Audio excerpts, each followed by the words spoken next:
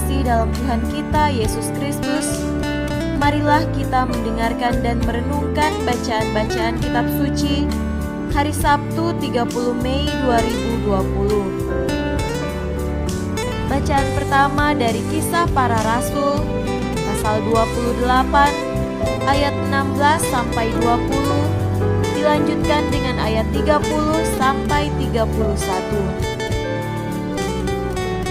Setelah kami tiba di Roma, Paulus diperbolehkan tinggal dalam rumah sendiri bersama-sama seorang prajurit yang mengawalnya.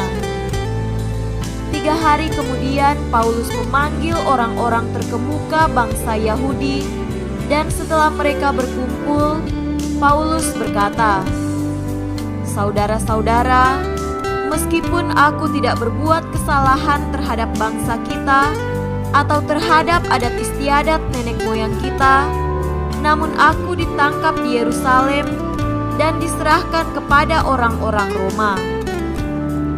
Setelah aku diperiksa, mereka bermaksud melepaskan aku karena tidak terdapat suatu kesalahan pun padaku yang setimpal dengan hukuman mati.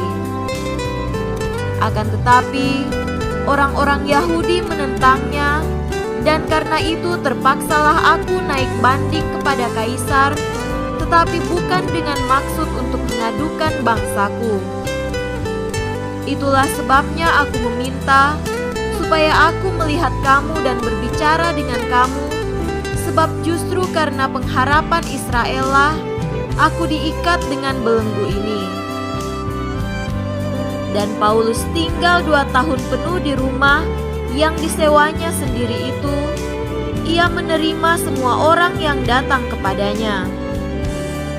Dengan terus terang dan tanpa rintangan apa-apa, ia memberitakan kerajaan Allah dan mengajar tentang Tuhan Yesus Kristus.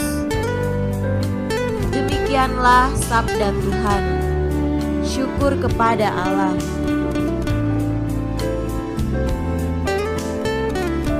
Tuhan beserta kita sekarang dan selama-lamanya. Inilah Injil Yesus Kristus menurut Yohanes. Dimuliakanlah Tuhan. Injil Yohanes pasal 21 ayat 20 sampai 25. Ketika Petrus berpaling, ia melihat bahwa murid yang dikasihi Yesus sedang mengikuti mereka, yaitu murid yang pada waktu mereka sedang makan bersama duduk dekat Yesus dan yang berkata, "Tuhan, siapakah dia yang akan menyerahkan Engkau?" Ketika Petrus melihat murid itu, ia berkata kepada Yesus, "Tuhan, apakah yang akan terjadi dengan dia ini?" Jawab Yesus, "Jikalau aku menghendaki supaya ia tinggal hidup sampai aku datang, itu bukan urusanmu. Tetapi engkau, ikutlah aku." Maka tersebarlah kabar di antara saudara-saudara itu bahwa murid itu tidak akan mati. Tetapi Yesus tidak mengatakan kepada Petrus bahwa murid itu tidak akan mati, melainkan, "Jikalau aku menghendaki supaya ia tinggal hidup sampai aku datang, itu bukan urusanmu." Dialah murid yang memberi kesaksian tentang semuanya ini dan yang telah menuliskannya, dan kita tahu bahwa kesaksiannya itu benar. Masih banyak hal-hal lain lagi yang diperbuat oleh Yesus, tetapi jikalau semuanya itu harus dituliskan satu persatu, maka agaknya dunia ini tidak dapat memuat semua kitab yang harus ditulis itu. Demikianlah Injil Tuhan. Terpujilah Kristus. Saudara-saudariku yang terkasih dalam Tuhan kita Yesus Kristus, tema renungan pada hari ini adalah ingin tahu. Ada satu istilah yang tentu tidak asing di telinga anak muda zaman sekarang ini, yaitu istilah kepo. Kata ini merupakan akronim atau singkatan dari kalimat bahasa Inggris knowing every particular object.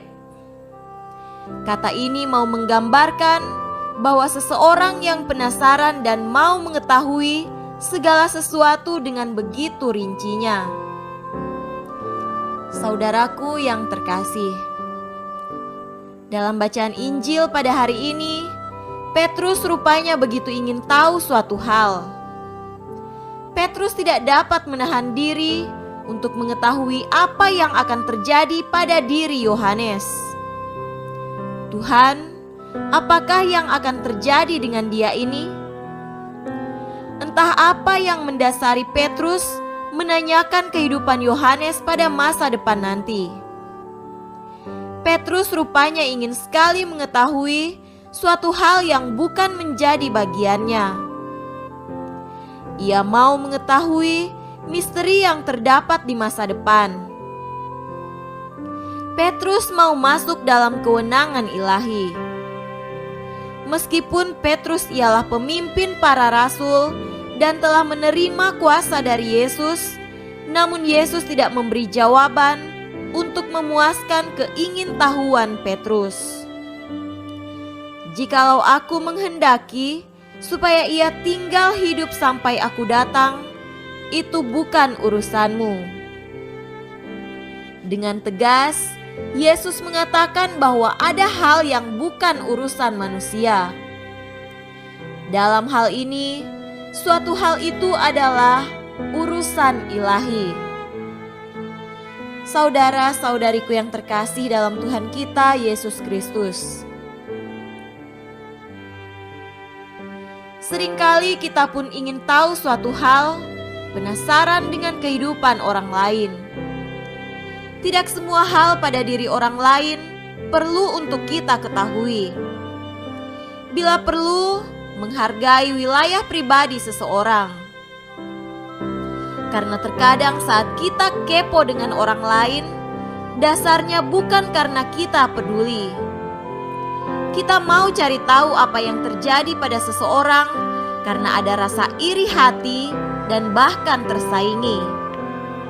Bisa jadi kita tidak lagi mampu untuk mensyukuri apa yang telah kita miliki. Bila orang itu memperoleh hal baik, bisa jadi kita menggugat keadilan dan belas kasih Allah. Tentu saja kita tidak ingin demikian yang terjadi. Maka saudara-saudariku yang terkasih, marilah kita perhatikan dan mensyukuri segala bagian dalam hidup pribadi kita. Hargailah orang lain dengan menghormati kehidupan pribadinya. Semoga demikian. Amin.